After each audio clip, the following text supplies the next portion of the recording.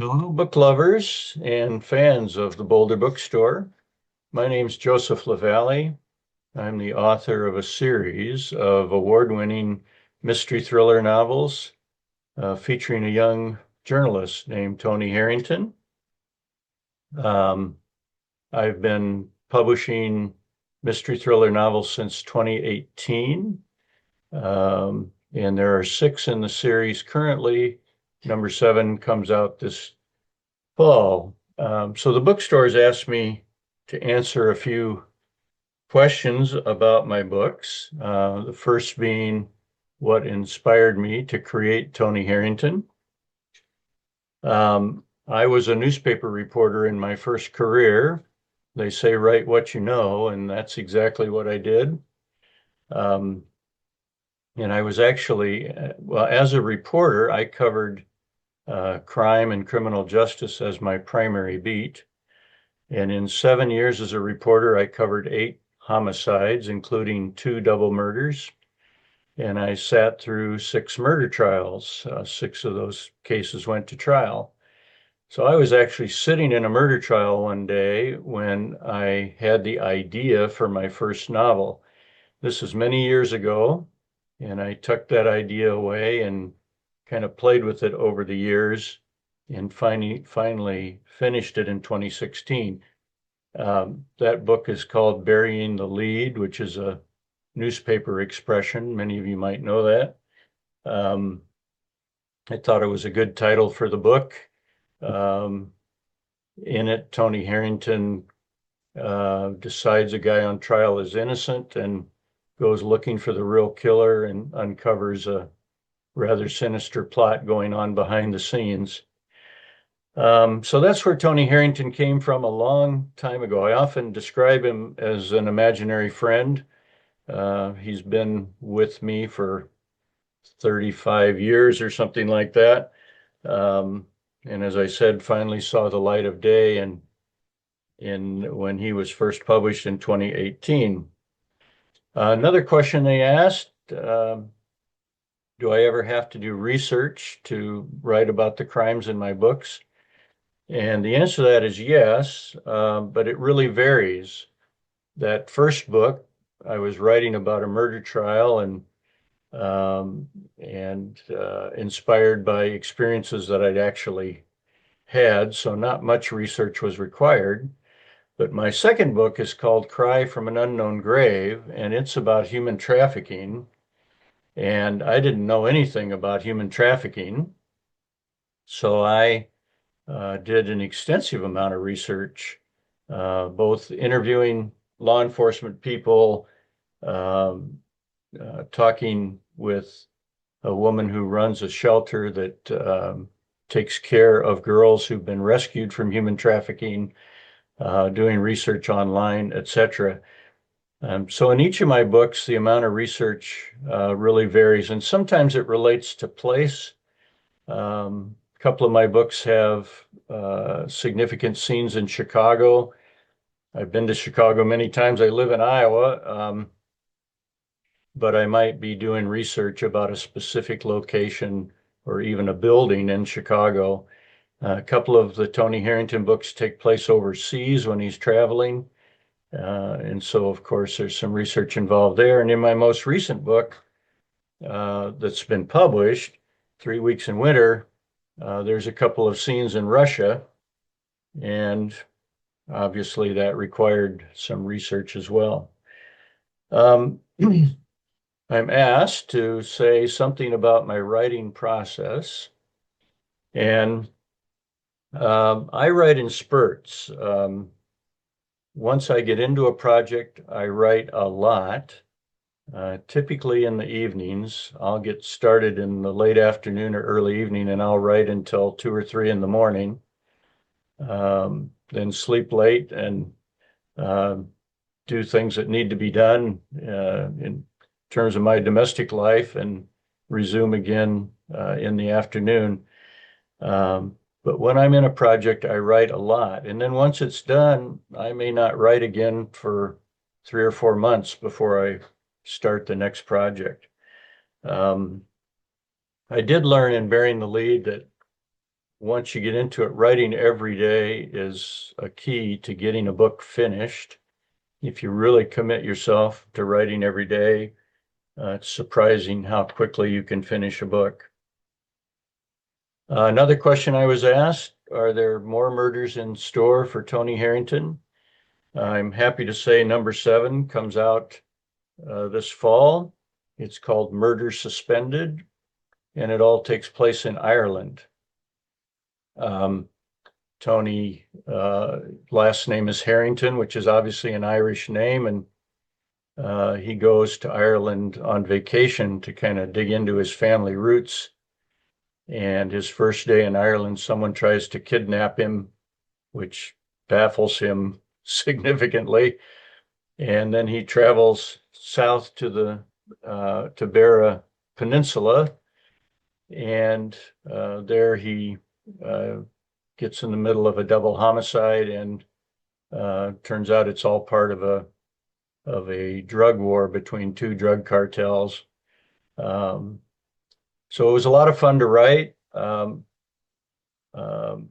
That's an example of doing research. I started Murder Suspended without ever having been to Ireland, and quickly realized I wasn't going to be able to do the book justice.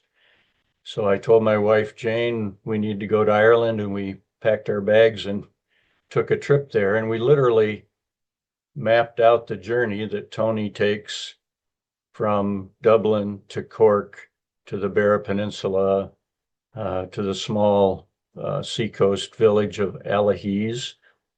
And it was great fun to explore all those places that I wanted my character to go. The bookstore asked what I've been reading lately. I read a lot. Many writers do. I'm right now reading Harlan Coben's book, Nobody's Fool, and I'm enjoying that very much. I love Carl Hiaasen and John Sanford, and I've recently read Jussi Adler-Olsen's latest book. I think it's called Locked In, which was great. I also read a lot of nonfiction. Everything Erik Larson writes is wonderful, in my opinion. And I just finished Paul McCartney's book called Lyrics, which is a wonderful way to look at the Beatles' history and Paul McCartney's work in particular, because it's laid out in alphabetical order rather than chronologically, and so the reader gets these glimpses of different places and time frames in McCartney's career, which is great. I also read James Rollins' Sigma Force books. If you like a little bit of action, if you like a lot of action and suspense and a little bit of fantasy, Rollins is great, weaving facts and a little bit of fantasy, side of fiction together to make some really great stories. Pardon the pause, but so is there anything else you'd like us to know about your books?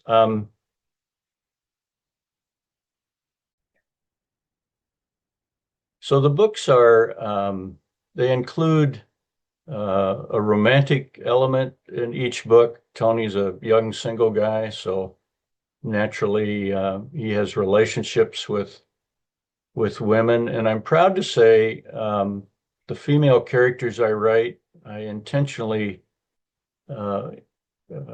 write them as strong, capable, intelligent women. I have a wife, a sister, 3 daughters.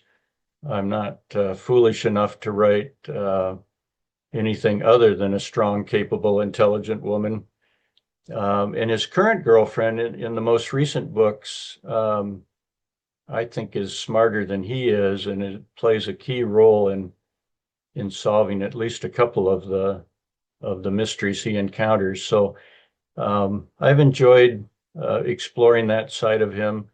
So the books include some action, some sex, some suspense and mystery. Um, and I think um, Tony Harrington's built a pretty good following. I always say Tony's a lot more popular than I'll ever be. Um, and I guess that's a good thing. The last thing that the bookstore suggested was that I read you a little bit from one of the books. So this is 3 Weeks in Winter. This is the most recent published book, came out in November of 23. And I'm just going to read you the opening chapter, which is short, and it kind of sets up the story, begins in Chicago, Illinois. Saturday, December 27th, Chicago, Illinois, 14 days to Wheels Up, Flight 244. Even before the body completed its plummet to the pavement below, Tanisha Wetter decided the police would never know what she knew. The man was dead, or soon would be. Tanisha was a nurse, so she knew this without question. Her apartment was on the 6th floor. The man had fallen from above, just a flash of white skin and green parka glimpsed as it fell past the window. A fall of 7 stories or more, unimpeded to a cold expanse of concrete, was a death sentence. The lucky ones died instantly, the less fortunate survived for a short time in various states of consciousness and degrees of agony. In the end, they all died. Wetter had worked too many 12-hour shifts in hospital emergency rooms to believe that the man had any chance of survival. Knowing this eased her guilt a little as she continued to rock Phoebe.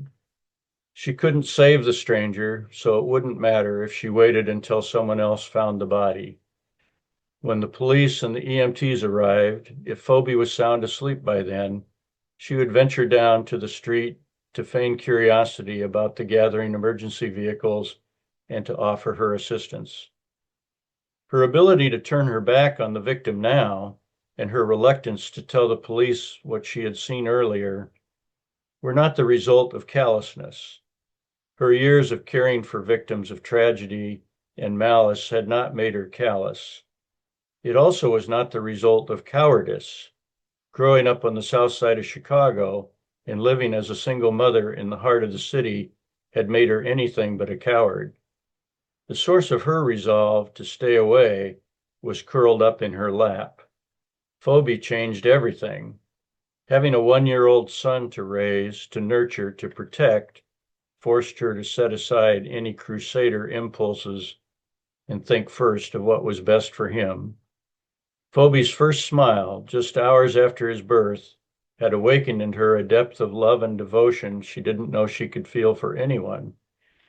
It also aroused a powerful maternal anxiety. Her profession had taught her firsthand how dangerous and cruel the world could be. She could not bear the thought of this precious child being placed in the path of any of those horrors. Avoiding trouble for the sake of her son did not make her a coward. It made her a strong and loving mother. So she would not allow herself to be listed on the police report as a key witness. She would not be describing the 2 men who had forced the skinny white man into the building's service elevator. She would not be revealing the color of the pickup truck they drove, or the origin of the out-of-state license plate on the front of the vehicle. She would not be risking the assailant's retributions. She would not be leaving her son to grow up without a mother. She leaned down and brushed her lips across the forehead of her beautiful child, snuggling her nose into the dark curls at the top of his head. In Tanisha's mind, Phoebe had begun life with 2 strikes against him. He was Black, and he was being raised by a single mother. She knew the assumptions that would be made about him and the challenges he would face because of these 2 basic circumstances over which he had no control. To compensate, she had made many sacrifices, some of them much bigger than simply hiding a few facts from the police. Upon returning from maternity leave, she had given up the adrenaline rush and professional satisfaction of the emergency department at Northwestern Memorial and had taken a new job working days in the hospital's endoscopy unit so she could be home with her baby at night. She had stretched her budget to the limit and had moved from her studio apartment to this high-rise building located closer to work and featuring an outdoor playground with protective fencing. Equally important, the rental agent had assured her the owners soon would install a much-needed high-tech security system. She looked around Phoebe's room. My son has his own room, and smiled. He had furniture that matched, a thermostat on the wall, toys on top the dresser, and a large bookcase filled with books, or more to the point, filled with dreams. A real home, enhanced by the things so many people took for granted, things that had eluded Tanisha for the first 3/4 of her life. She was proud of what she had accomplished on her own, and she was determined her son would have the opportunity to grow up in a safe and loving home. More importantly, she would make sure he had the opportunity to share that magnificent smile with a family of his own someday. So no, she would not be telling the police what she knew. And whether or not the authorities interpreted the man's death as a murder, she would not be sharing her knowledge that it almost certainly was. So that's the beginning of 3 Weeks in Winter. I want to thank the Boulder Bookstore for their interest in my work and their support. Hope you enjoyed this, and hope to meet you someday at an author event.